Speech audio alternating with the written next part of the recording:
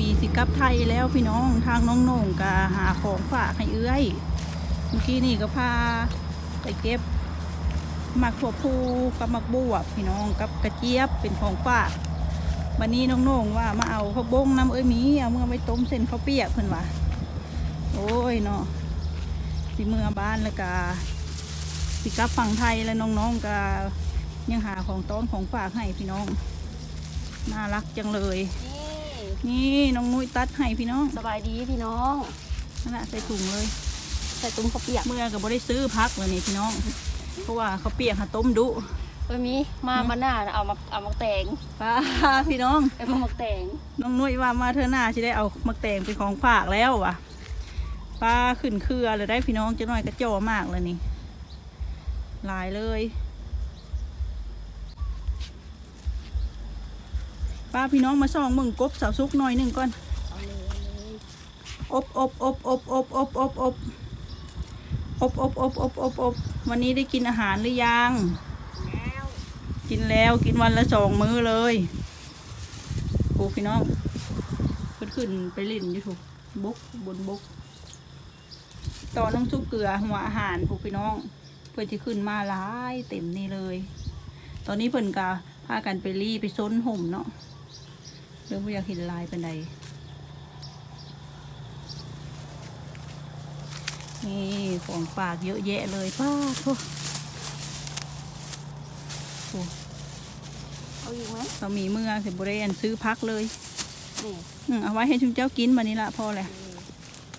โอเคขอบคุณมากอันนี้คือของฝากจากน้องเก็บให้ป้าทุกเป็นของในหัวในสวนเบิดเลยพี่น้องหมักบวบถั่วพูดอกอัญชันกระเจี๊ยบผักบงป้าหลายเลยพี่น้องเก็บยังบ่ได้เบิดแต่นี่ยังบักหลายพี่น้องเลยพูเก็บกินกับบ่ทันน้องๆว้าวค่ะเพิ่นก็เลยเก็บฝากเอื้อยแบ่งกันกินเนาะวันนี้เนาะเรามีการเตรียมตัวออกไปลัดรถแล้วรถกันยังบ่ทันมาเนาะเรามีการที่นั่งรอรถอยู่นี่แหละเรามีที่นั่งรถตู้พี่น้องนั่งรถตู้ไปลงยูคิวตลาดหลัก3แล้วก็ต่อรถลงไปท่าเรือเนาะ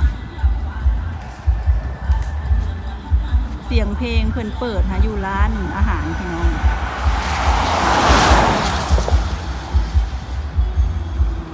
เส้นนี้หารถไวพี่น้อง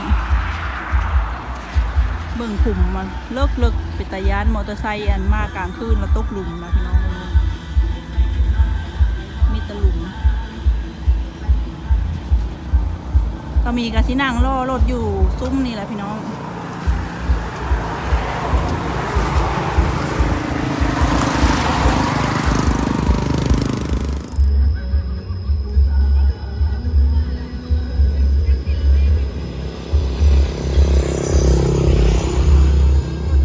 พี่น้องสามีเกือบบ่ทันรถเนาะเพิ่นขี่กายไปเลยบัดนี้สามีก็โบกเพิ่นอย่างใหญ่เลยเนาะยันเพิ่นบ่จอดพี่น้องเลยตอนนี้เพิ่นกำลังถอยมารับเนาะถอยมาแล้วพี่น้องอุ้ยเพิ่นเลยไปไกลเลยเพราะว่าเพิ่นขับไวจ้ะขับรถไวขนาด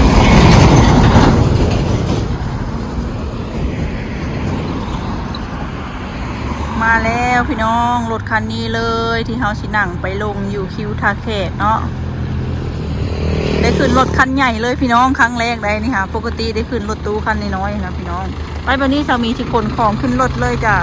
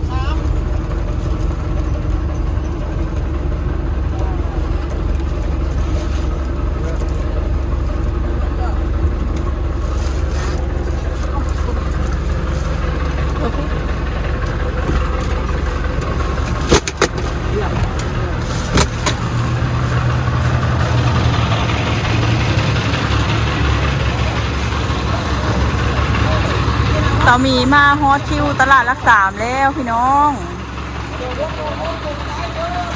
จะมีรถ3 ล้อเพิ่นมารับผู้โดยสารเนาะอยากไปใส่กะจ้างเพิ่นเลยพี่น้อง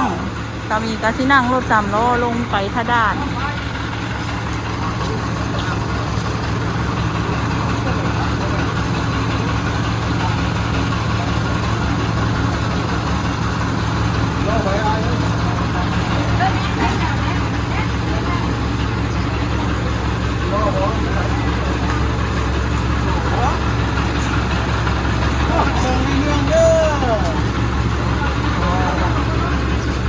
จะง่ายนะมันจะเรียก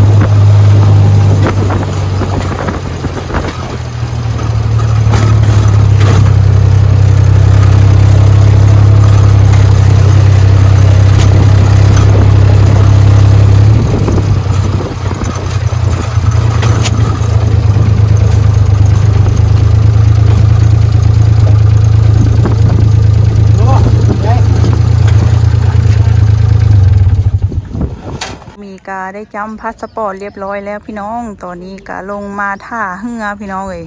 เฮือยังบ่ทันออกเนาะตอนนี้กา3:30แล้วพี่น้องเพื่อสามีมาฮอดพี่ใช้เวลาด่นเติบพี่น้องเพราะว่าท่ารถด่นเนาะตอนนี้ก็ท่าเรือออกจักหน่อยพี่น้องน้ำขึ้นสูงเลยจ้ะ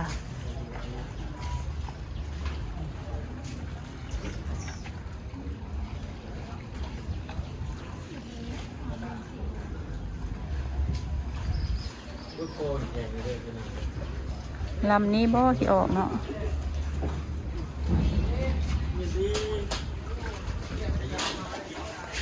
พี่น้องเบิ่งน้ำแดง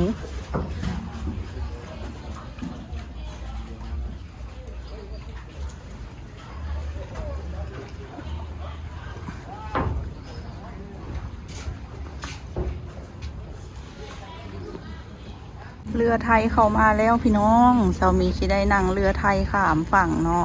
เพราะว่าเรือไทยนะถ้ามาส่งคนแล้วก็คือกลับเลยพี่น้องพอดีคนลงเบิร์ดเฮาก็จะขึ้นเรือลำนี้เลยพี่น้อง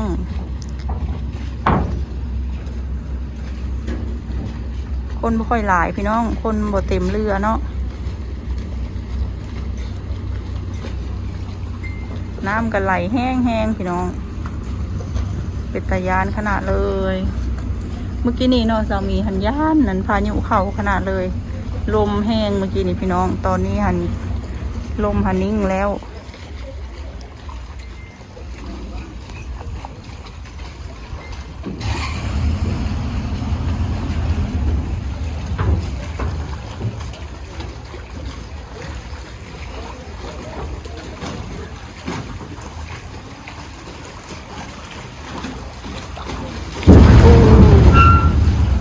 แรงมาก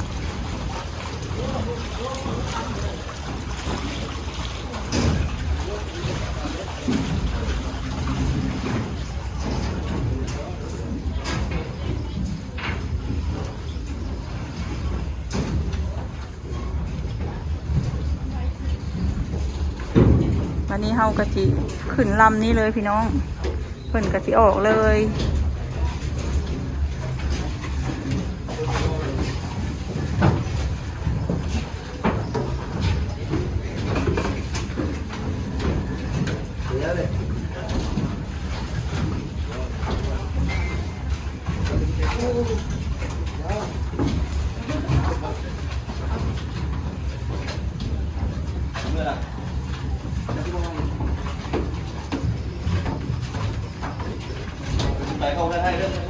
เรือออกแล้วพี่น้อง